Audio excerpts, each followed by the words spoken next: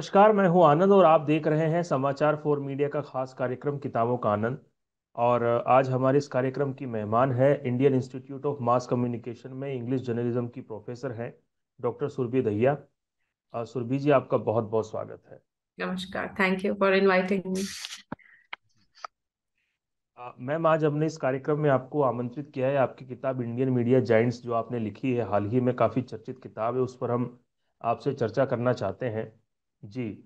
और दर्शकों को मैं बता दूं कि बहुत अच्छी किताब है। और जितने भी बड़े ग्रुप आज आप देख रहे हैं, चाहे वो टाइम्स ऑफ इंडिया हो, हिंदुस्तान टाइम्स हो, द हिंदू, दैनिक भास्कर, जागरण, ये सारे ग्रुप्स कैसे स्टेब्लिश हुए, क्या इनका बिजनेस मॉडल है, क्या इनके एडिटोरियल पॉलिसीज रही, कैसे पीढ़ी दर पीढ़ी ये जो है चीज़ें आगे बढ़ी हैं, काफ़ी डिटेल में आपने जो है डिस्क्राइब किया है।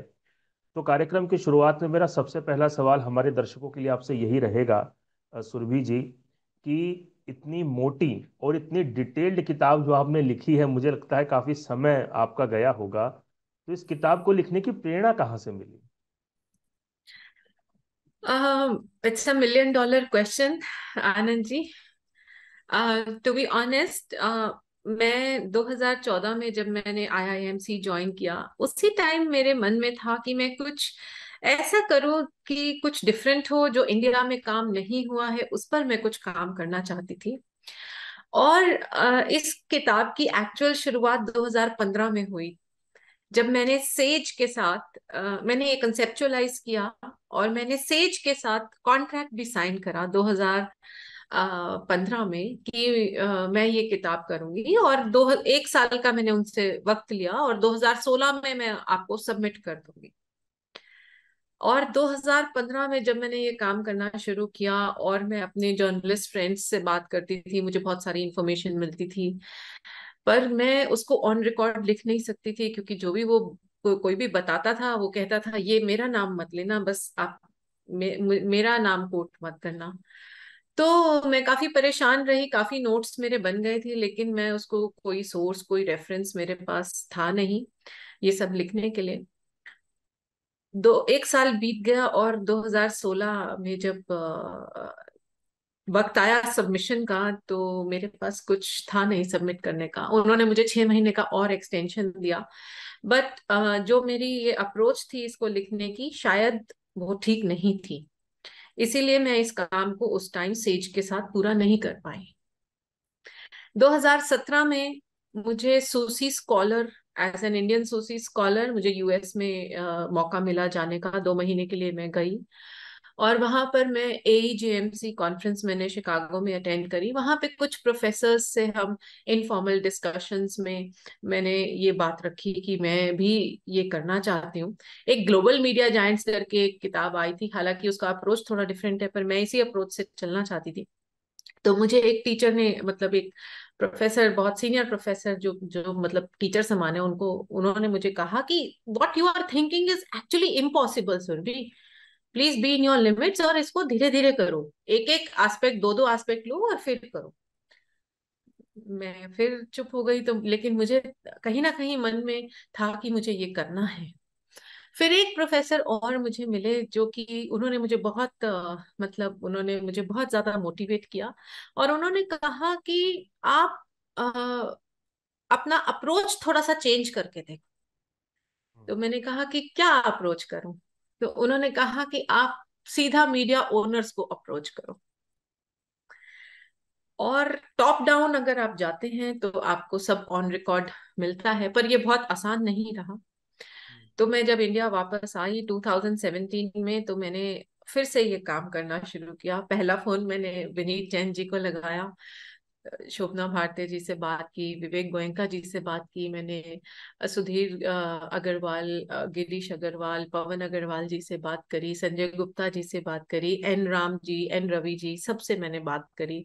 इन्हीं मीडिया ओनर्स से मैंने बात करी।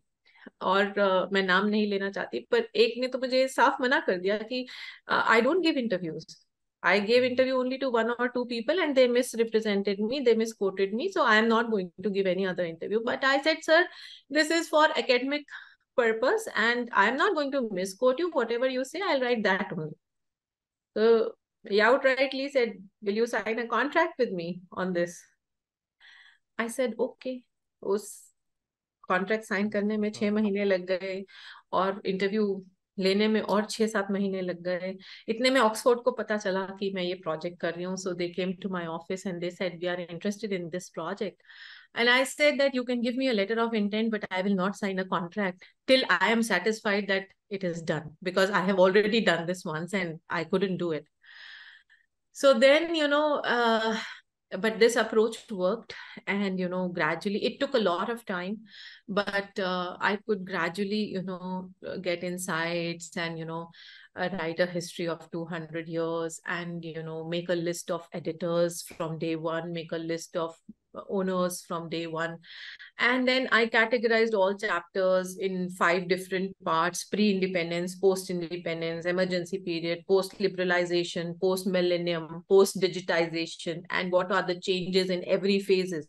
So I had a lot of parameters in my mind. First was the strategic intent enunciation, where what is the vision of what is the mission of the organization, what are the goals in different periods, how it changed over time, and what was the organizational structure then, how did reorganization take place, and what are the editorial strategies, what were the editorial strategies earlier, how with the change of editor the editorial strategies also changed, how management strategies changed, circulation strategies, advertising strategies, distribution strategies, technological leaps forward, पहले क्या technology use करते थे, अब क्या करते हैं.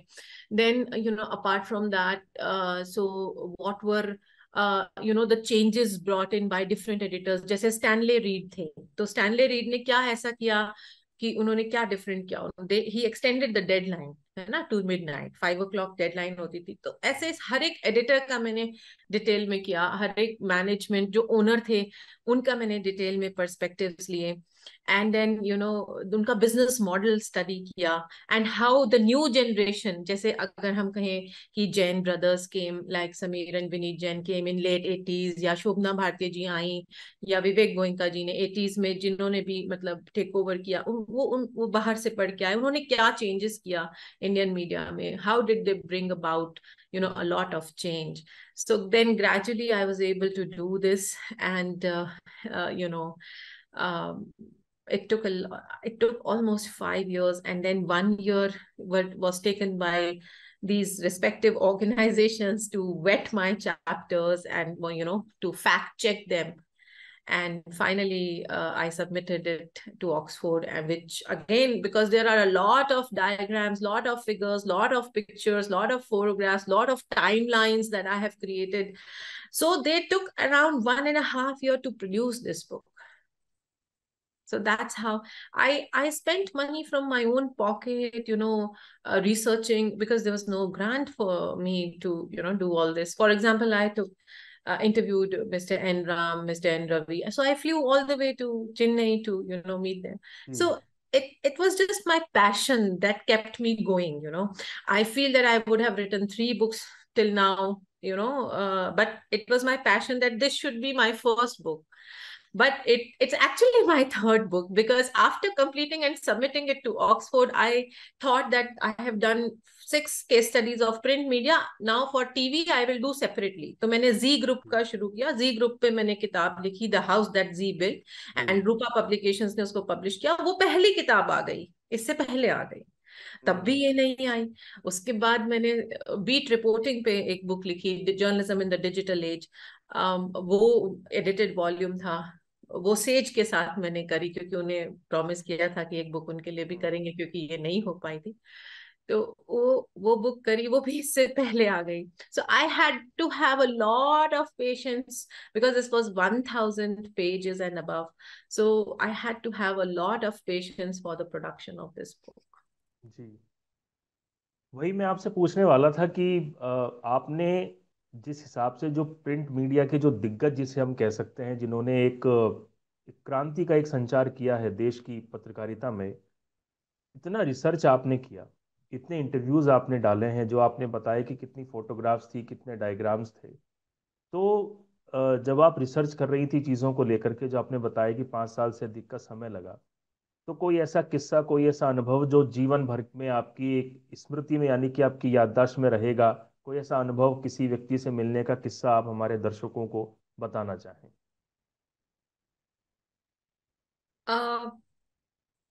जब मैं इंटरव्यू के लिए और श्री विनीत जैन जी से मिली, तो उन्होंने मुझे बुलाया। मैं एक स्टूडेंट को लेके उनके घर पर गई, तो उन्होंने मेरा काम देखा, उन्हें बहुत अच्छा लगा।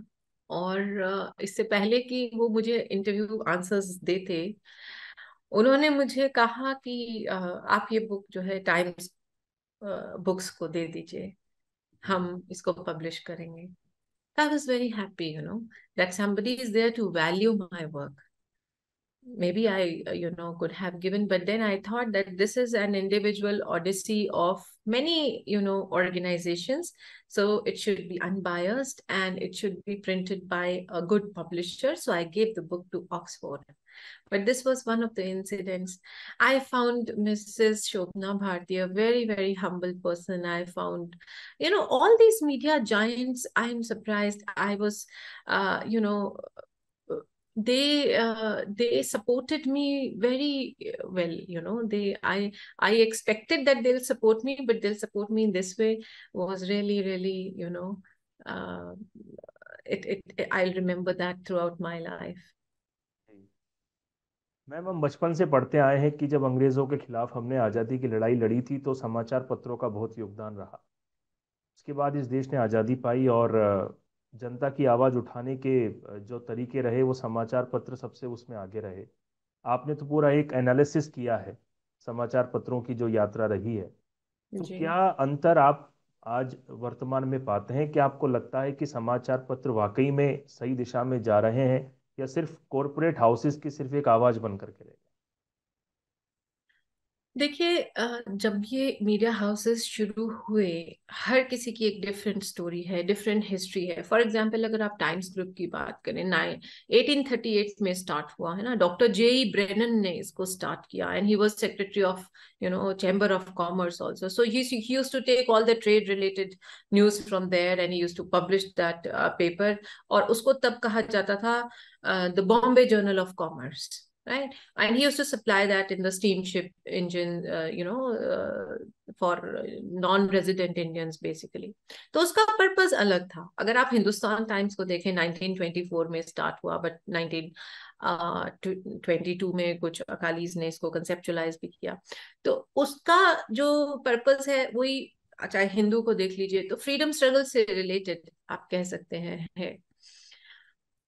पर जब इंडिपेंडेंस के आसपास या उसके बाद जब इनकी ओनरशिप इंडियन हैंड्स में आने लगी, जैसे 1946 में टाइम्स ग्रुप जो है रामकिशन डालमिया जी के पास आया, बाद में साहू जैन जी के पास आया, तो उसका जो मतलब जो पूरा मोटिव है, या उसका जो कहेंगे कि प्रॉफिट मैक्सिमाइजेशन की तरफ भी वो कुछ बढ़ने लगा, स्पेशली जब यंग जनरेशन, जब न्यू जनरेशन ने टेक ओवर किया। So they were all very well educated from abroad, and they had all the media skills and all the management skills also. So they wanted to bring in all the skills that were very important for the growth of media as an industry. देखिए, media is ultimately an industry also, because if you see the FICCI EY report, you will find how big the size of Indian media industry is, है ना। Around 1680 billion का industry है। So when there is an industry, all the management principles also creep in, right? तो आपको वो management principles तो लगाने ही है आपको। अगर आप मीडिया को, अगर आप मतलब दूसरी तरह से अगर आप देखें, डिजिटल मीडिया ऑर्गेनाइजेशंस की जो ग्रोथ हुई है ना, फॉर एग्जांपल शेखर गुप्ता जी ने द प्रिंट चलाते हैं, या सिद्धार्थ वरदराजन द वायर चलाते हैं। तो न्यूज तो है ही, पर उस ऑर्गेनाइजेशन को भी तो मैनेजमेंट उसका करना है, उसको चलाना है, उसको आगे बढ़ाना है, उसको उसमें लोग हायर करने हैं, उनकी सैलरीज देनी है। तो एज अ बिजनेस भी, जो मैं कहती हूँ कि जो मीडिया इंडस्ट्री है, it's a very very big industry. So at the same time हमारा जो मोटिव है कि न्यूज का जो मोटिव है that remains, right? Obviously some changes have come for maximising the profit, जैसे एडवर्टीजमेंट और कंटेंट रेशो है। अब आप जैकेट्स भी देखते हैं, फुल जैकेट्स हैं, हम्म। डबल जैकेट्स हैं, हाफ जैकेट्स हैं। बिल्कुल। तो ऑब्वियसली पहले क्या होता था, सिर्फ फ्रंट पेज पे एक हाफ, मतलब सॉरी, क्वार्टर पेज एक एडवर्टीजमेंट होती थी, सोलस। तो अभी तो बहुत सारी जैकेट्स में, so the models are changing, so we are not sticking to exactly what we were. We are, media houses have transformed them. And since there is no sort of restriction on the cross media ownership in India, so we have moved from, print to radio to electronic to, internet. We have Times Internet Limited, we have Zoom TV, ET now, we have Times now, we have Radio Mirchi. So all the organizations, they have, diversified into various other segments also. So basically, the crux is that yes, news is important because this is the lifeline of media house, but at the same time, media is also a business. Media is an industry, and it is a big one. जी, जैसे आपने the Hindu का जिक्र किया, the Hindustan times का जिक्र किया, जागरण वगैरह हो गए। आपने बताया कि एक परिस्थिति के हिसाब से ऑर्गेनाइजेशन धीरे धीरे आगे बढ़ती है, चीज़ें बदलती है। इन सब ने, जब डिजिटल मीडिया की ग्रोथ हुई तो सबने अपनी अपनी वेबसाइट्स भी लॉन्च की, चाहे वो द हिंदू हो, हिंदुस्तान टाइम्स हो, टाइम्स ऑफ इंडिया हो। टाइम्स ऑफ इंडिया हम सबसे पुराना मानते हैं, 182, लगभग 182 ईयर्स हो गए हैं। जी। तो मैम, क्या आपको लगता है कि जो डिजिटल का बढ़ता दायरा है, जिस हिसाब से अब गांव में मोबाइल पहुंचने लगे हैं, 4G नेटवर्क पहुंच गया है, सबके हाथ पे मोबाइल है, सरकार भी इसकी तरफ ध्यान दे रही है, तो आने वाले समय में क्या डिजिटल जो है, आपको लगता है कि प्रिंट मीडिया के लिए, यानी अखबारों के लिए, एक बहुत बड़ा खतरा बन सकता है? क्या आपको ऐसा लगता है?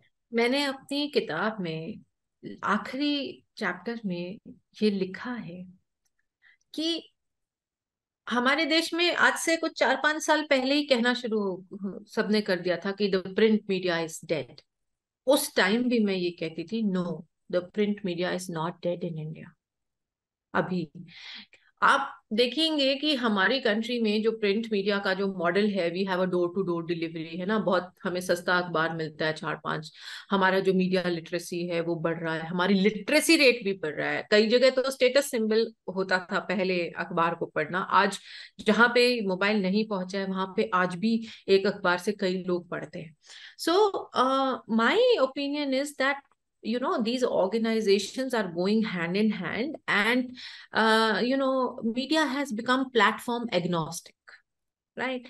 प्लेटफॉर्म एग्नोस्टिक तो हो गया, लेकिन हमारे जो प्रिंट से जो रेवेन्यू आ रहा है इन मीडिया हाउसेस को, उसको अभी डिजिटल मीडिया compete नहीं कर पाया है। जो मेजर रेवेन्यू आ रहा है बड़े हाउसेस में की मैं बात कर रही हूँ, प्रिंट से आ रहा है। And I think, of course, देखिए कोविड के दौरान जो है डिजिटल मीडिया बहुत तेजी से बढ़ा। टेलीविजन सबसे ऊपर था सेगमेंट, 600 समथिंग बिलियन। प्रिंट उसके नीचे था 300 या 280 या 304 बिलियन के करीब। उसके बाद डिजिटल था। लेकिन डिजिटल ने सेकंड नंबर ले लिया, प्रिंट का डी ग्रोथ हो गया, थर्ड पे पहुंच गया। धीरे धीरे डिजिटल ओवरटेक करेगा, और धीरे धीरे आने वाले समय में, maybe in another decade, I would say. क्योंकि अभी तो क्या है कि print and digital, they are siblings. वो सिबलिंग्स हैं और एक साथ ग्रो कर रहे हैं। कोविड के दौरान हमने देखा कि प्रिंट मीडिया में 4500 करोड़ का लॉस हुआ। उससे बहुत सेटबैक हुआ, कुछ अखबारें बंद भी हुई और हम कहने लग गए print media is dead. But आप देखिए कैसे सबने अपनी प्रिंट वर्जन्स दोबारा रिवाइव किए कोविड के बाद। And I am subscribing to print as of now also. And being a professor of English journalism, I have seen, newcomers, कि हम अखबार नहीं पढ़ते हैं, हम डिजिटल पढ़ते हैं। पर पढ़ते क्या है उसमें, सिर्फ हेडलाइन। आप कितनी देर मोबाइल पे बारीक फॉन्ट में आप रीड कर पाते हैं, या आपके पास इतना टाइम होता है कि आप लैपटॉप पे ये न्यूज रीड कर सकें? It's an honest question to you Anand, आप डिजिटल में न्यूज की डिटेल्स कितनी पढ़ते हैं? सिर्फ हेडलाइन या मैक्सिमम लीड, फर्स्ट पैराग्राफ पढ़ के हम छोड़ देते हैं? न्यूज़पेपर में वी डू रीड। मुझे ऐसा लगता है। Let's see in the times to come, but I still feel जी कि it will take another 10 years। जी। मैं बात, आपने इतने बड़े जो मीडिया संस्थान है उनके ऊपर रिसर्च की और उस पूरी किताब आपने लिखी है, जब आप अपने विद्यार्थियों को पढ़ाती होंगी और सपोज करिए कि कोई विद्यार्थी अगर आपसे प्रश्न पूछे, सवाल आपसे पूछे कि मैम ऐसी क्या चीज़ है जिन्होंने इन मीडिया संस्थानों को सबसे अलग बनाया। अखबार तो बहुत शुरू होते हैं इस देश में, तो न जाने कितने हजारों अखबार निकलते हैं, लेकिन ऐसी क्या खूबियां आपने पाई, ऐसी क्या क्वालिटीज आपने इन मीडिया हाउसेस में पाई जिनका आपने जिक्र किया और बाकी अखबारों से जो इन्हें अलग कर। तो मैं स्टूडेंट्स को रिपोर्टिंग तो पढ़ाती ही हूँ, उसके साथ मैं उनको मीडिया मैनेजमेंट भी पढ़ाती हूँ, क्योंकि मुझे ऐसा लगता है इनको स्टडी करने के बाद। हालांकि मैं आपको सच्चाई बताऊं तो जब मैंने पीएचडी करी मीडिया मैनेजमेंट में, उसके बाद जब मैं ये किताब लिखने लगी, मतलब मुझे ऐसा लगा कि I am not so well versed with management. तो पहले मैंने एमबीए किया 2 साल, चीजों को समझा, उसके बाद ही मैं ये किताब पे लिखने लगी। बट मैं बच्चों को रिपोर्टिंग जरूर सिखाती हूँ, बीट रिपोर्टिंग मेरी स्पेशल एरिया है, बट उसके बावजूद मैं उनको मीडिया मैनेजमेंट जरूर सिखाती हूँ, क्योंकि मुझे ऐसा लगता है कि आज के जो उनका जो रिस्ट्रक्चरिंग है मीडिया ऑर्गेनाइजेशंस का, उसमें स्टूडेंट्स को थोड़ा बहुत मैनेजमेंट, स्ट्रेटेजाइजेशन, ये सब आना चाहिए। क्योंकि हम बहुत अच्छे रिपोर्टर तो बन जाते हैं, बिल्कुल, we reach the highest rungs, but we are not able to reach the highest rungs in terms of positions if we don't know anything about management। जैसे आजकल का ट्रेंड क्या है, एडिटर्स जो हैं, वो पोस्ट जो है वो रिप्लेस हो गई है मैनेजिंग एडिटर्स से। तो उसका क्या मतलब है? उसका जी मतलब यही है कि आप एडिटर तो अच्छे होने चाहिए, बट आप में कुछ मैनेजमेंट स्किल्स भी होने चाहिए कि आप इस अखबार को एक इंडस्ट्री की तरह चला भी सकें, ताकि हम ज्यादा लोग हायर कर सकें, ज्यादा सैलरीज दे सकें, बेस्ट ऑफ जो टैलेंट है उसको रिटेन कर सकें। तो उसके लिए मुझे ऐसा लगता है कि इन ऑर्गेनाइजेशंस की जो स्ट्रैटेजाइजेशन है वो बहुत अच्छी है, मैनेजरियल स्किल्स बहुत अच्छे हैं, टीम्स बहुत अच्छी हैं, they can pay more and they can retain good talent जो उनके लिए कंटेंट प्रोड्यूस करते हैं, तो कंटेंट भी बहुत अच्छा है। जी। मैम अभी आपने डिजिटल का जिक्र किया, आपने कहा कोरोना के बाद डिजिटल ने काफ़ी तेज़ी से वृद्धि की, आने वाले 10 सालों में थोड़ा और आगे बढ़ेगा। अभी हाल ही में कुछ चर्चाएं सरकार की तरफ से चल रही हैं, अभी हाल ही में एक्सचेंज फॉर मीडिया की तरफ से भी एक सेमिनार का आयोजन हुआ था। वहां भी ये चीज़ निकल करके आई थी, जो एक्सपर्ट्स ने कहा कि जैसे ऑस्ट्रेलिया की सरकार है, वहां पे गूगल को पैसा देना पड़ता है कंटेंट लेने के लिए। हमारे यहाँ जो आपने कहा ना कि रेवेन्यू प्रिंट का ज़्यादा है, डिजिटल का कम है, वो इसलिए है क्योंकि गूगल हो गया, फेसबुक हो गया, ये लोग हमारी खबरें तो दिखाते हैं लेकिन हमें उसका मुनाफा नहीं देते। जी। आपको क्या लगता है कि सरकार को या सूचना प्रसारण मंत्रालय को अब इस दिशा में कदम उठाने चाहिए कि हमारे रिपोर्टर इतनी मेहनत करके खबर बनाते हैं, इतनी मेहनत करके खबर जाती है और मुनाफा वो लोग ले जाते हैं और हमारे पास कुछ नहीं आता। मैं खुद एक प्रोफेसर हूँ Indian institute of mass communication में, जो कि मिनिस्ट्री ऑफ आईएनबी के अंडर ही आता है, और इस पर चर्चा चल रही है। शीघ्र ही कुछ जो भी डिसीशंस होंगे वो सामने आएंगे। जी। मैम चर्चा का आखिरी सवाल, आपने कहा कि आप बच्चों को रिपोर्टिंग भी पढ़ाती हैं और बीच में एक सवाल के जवाब में आपने कहा कि हम मोबाइल पे कितना खबरों को पढ़ पाते हैं। जो अखबार की जो विशेषता, जो क्वालिटी आपने बताई कि चाहे वो उसका ग्रामर हो, चाहे उसकी खबर को लिखने का तरीका हो, तो वर्तमान में जो मीडिया के स्टूडेंट जो पढ़ाई कर रहे हैं, क्या आपको लगता है कि उन जो स्टूडेंट्स हैं वो अखबार थोड़ा कम पढ़ते हैं, चाहे वो उनकी हेडलाइंस को बनाने का तरीका हो, उनकी अशुद्धियां बहुत निकलती हैं, खबरों को ठीक से नहीं, लिख नहीं पाते हैं। ऐसा ऐसा मुझे फील होता है, बट हम इंग्लिश जर्नलिज्म में हम यही पूरी कोशिश करते हैं कि उनका न्यूज़ राइटिंग जो है इम्प्रूव हो। मतलब हमारी जर्नलिज्म डिपार्टमेंट से बहुत हायरिंग होती है मीडिया इंडस्ट्री में, because we try and make them more efficient in collecting facts, fact checking, reporting, writing structures of news, various writing structures of leads. There's a lot of practice. We come out with so many niche lab journals, routine news lab journals, special journals on science, on development, on so any subject you name it, and we have it. So we have preserved some good copies also. Like last to last semester, I remember releasing around 52 lab journals together, ji different आपने lab journals. जी आपने बताया था। जी, तो जी। वो हम तो पूरी कोशिश करते हैं कि उनको हर तरह की ट्रेनिंग हम दें, डिजिटल भी, न्यूज़ राइटिंग भी, उनके जो डिफरेंट प्लेटफॉर्म्स हैं उन पे क्या डिफरेंस है वो हम उनको ट्राई करते हैं कि अ, समझाएं अच्छे से। जी बिल्कुल सुरभि जी, आप प्रोफेसर तो खैर बहुत अच्छी हैं ही, और लेखिका भी अब आप बहुत अच्छी बन गई।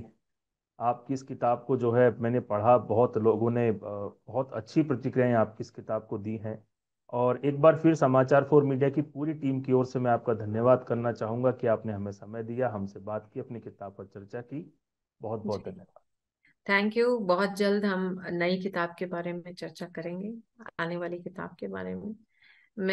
मेरी यही कोशिश है कि मैं मीडिया इंडस्ट्री को, इंडियन मीडिया इंडस्ट्री को इंटरनेशनल लेवल पे रिप्रेजेंट करूं।